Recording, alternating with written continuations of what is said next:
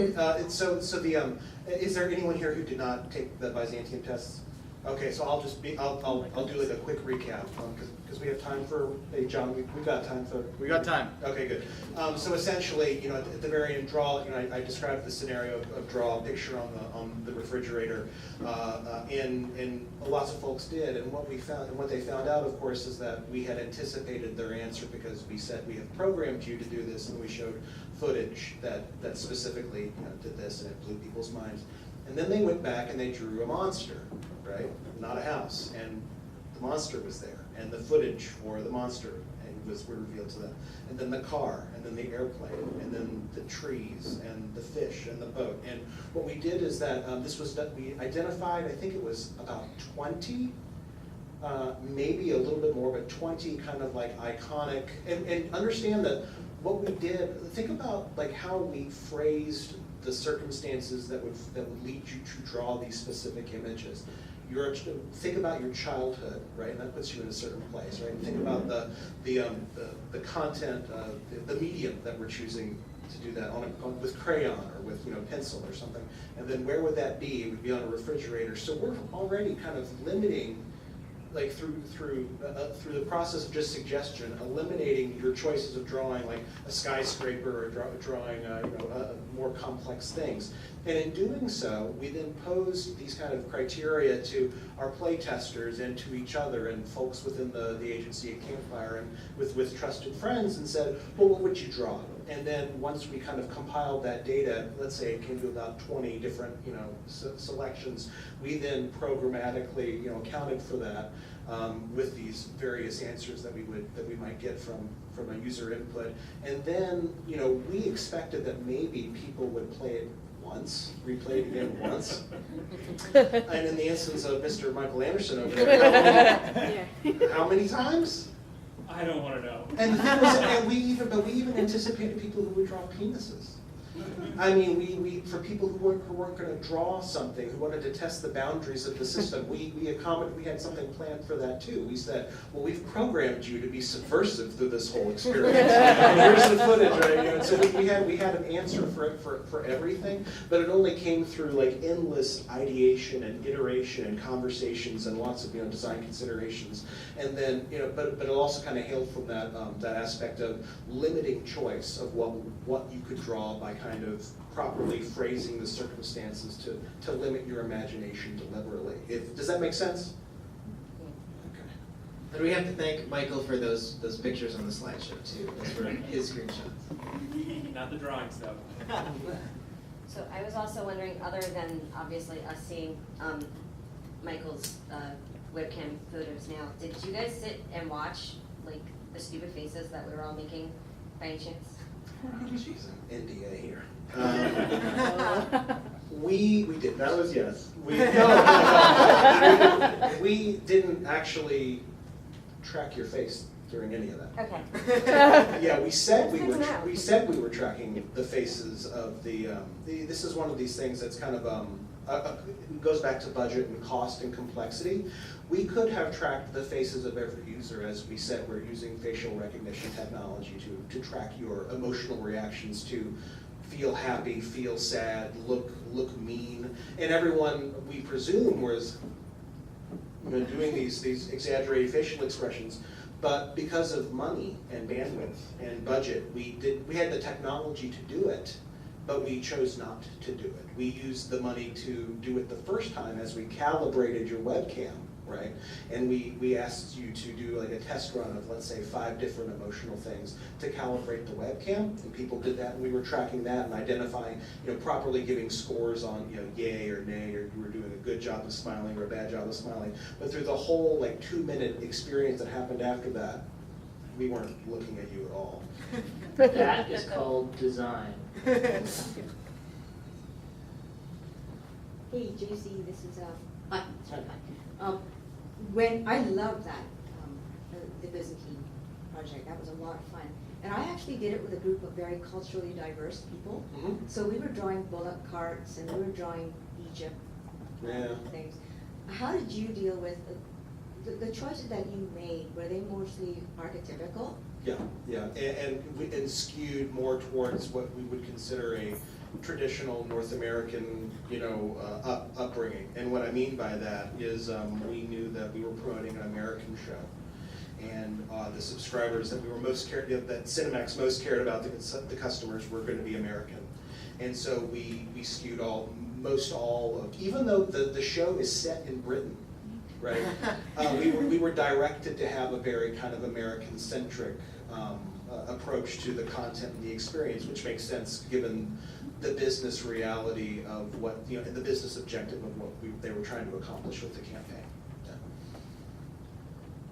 I have a question about, it goes to the kind of linearity of narrative. If you have a branching narrative with multiple options per touch point, and if this doesn't relate directly to your experience, I'd at least like your opinion. If you have kind of recircular movements where you might land on the same touch point multiple times, is that a big killer for participation in these things? If somebody sees the same content show up more than once, and it's like, well, I chose one of 3 paths, it brought me back to somewhere I'd already been, I've got to go a different way next time. Is that I'd kind of like to take the branching narrative question.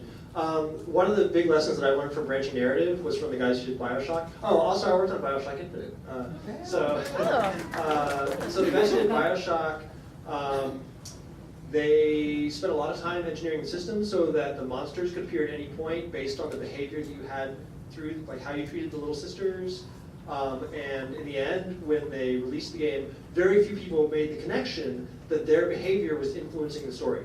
So the lesson that I think is really important to take from that is that don't waste time making expensive branching narrative and all these options and fleshing out all this crazy story stuff, if in the end you would have been, the player isn't even going to be able to tell.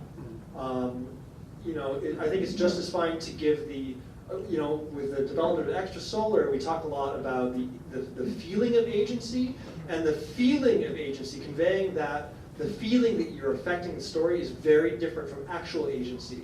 And what we try to do is give this feeling of agency, but ultimately focus our time on tuning one very great linear story. This is more for Rob and Dana, but if the other people have an opinion or want to speak it, feel free.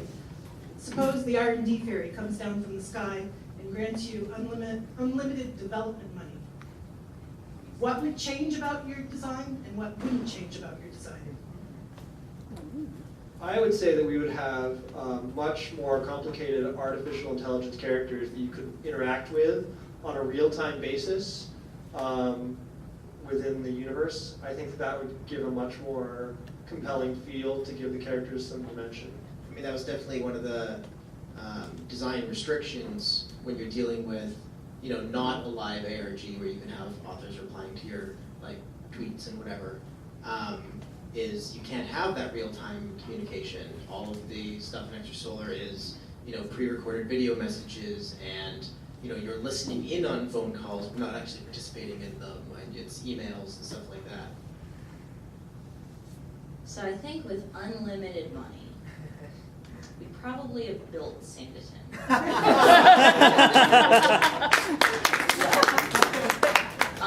With slightly more limited means, I personally would have liked, so I said that we had these user-generated content videos, and I've also said that we have the Domino app. In the videos that we put out, we'll have characters interacting with each other. I would have loved to have our characters interacting with their characters, with our players' characters, and be able to pay everyone the money that they were deserved in order to do that, and to set up those shoots, and to make those happen within those 2 weeks that, okay, realistically the things that we would pick from were often from the 5 days previous to the video coming out.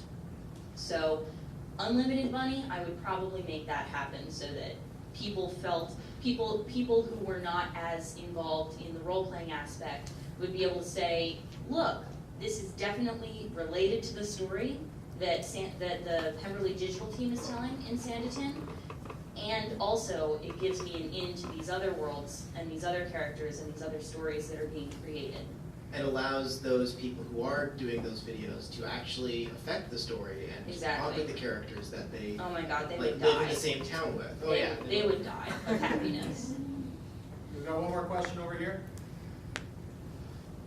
So we often hear with this kind of thing that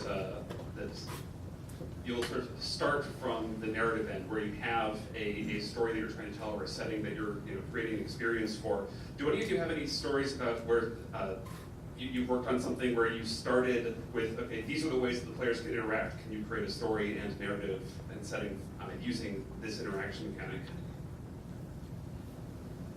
The original seed for Extrasolar was, I have a PhD in computer science, I want to bring high resolution graphics to a web audience by doing online rendering in the cloud. What would be the game that would work with that?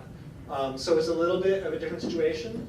Like within literally 60 seconds, it was like, oh, I would have them exploring an alien planet, one photo at a time. And then, 2 years later, through lots and lots and lots of iteration, different, like playing around with different tools, playing around with different narrative. There was a lot of interplay. But I do think it's interesting that the ultimate seed came from a technological question of what could we do with this technology. A lot of the stuff that I work on or conceive of to work on at some point when I have the time to do it does come from the design, or partially at least, the design thought first. What am I trying to accomplish with this story?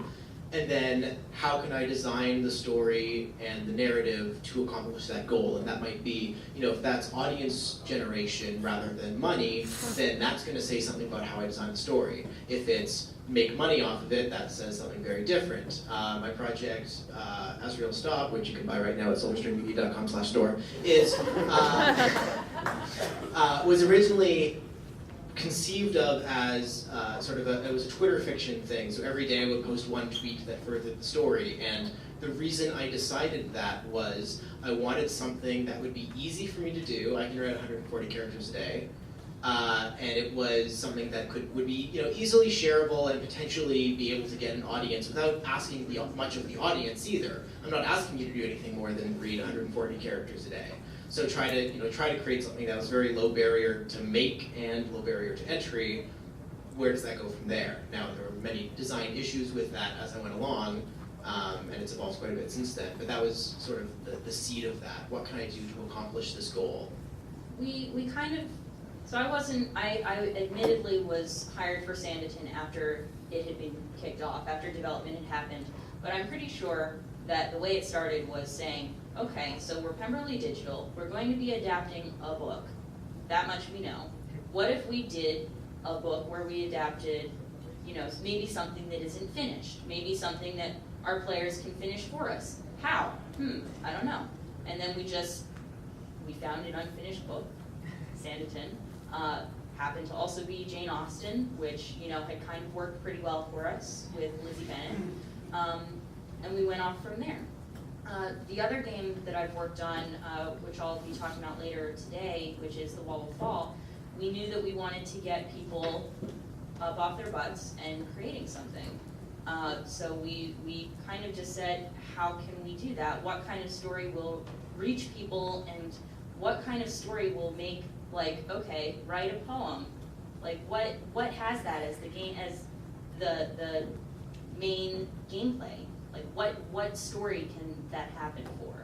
And then we made it.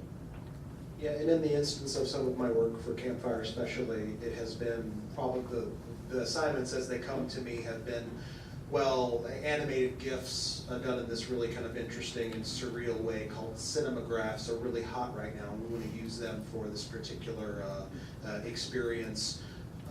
What kind of story can we build around using this as the showcase or the shining jewel in the transmedia experience? Or how can we use Facebook Connect to kind of scrape people's geography and their names and their relationships and their professions and repackage that into a scenario that might complement a canonical prequel to like an end of the world television program or something. And so I think that for Campfire, there's often this kind of like, well, what kind of technology or buzzy, hot kind of thing can we leverage? And then, okay, that's a great idea. Now let's build a meaningful narrative around it. And I think that's actually like one of the most interesting parts of designing experiences like that, is coming to it with those restrictions, because then you're forced to think around those restrictions. How do we use that to make the best experience possible, rather than just like, I can do anything, what should I do? That's a lot harder. And you end up coming up with really creative solutions that end up creating really interesting projects. Yeah, problems are the best way to start on a story. If you don't have a problem that you're fixing, I'm sorry.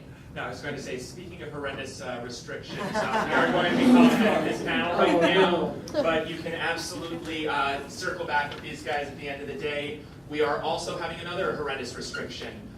We are going to be diving directly into the discussion with Steve Peters and Jordan Weissman, and that's going to be going through all sorts of stuff, including the recently released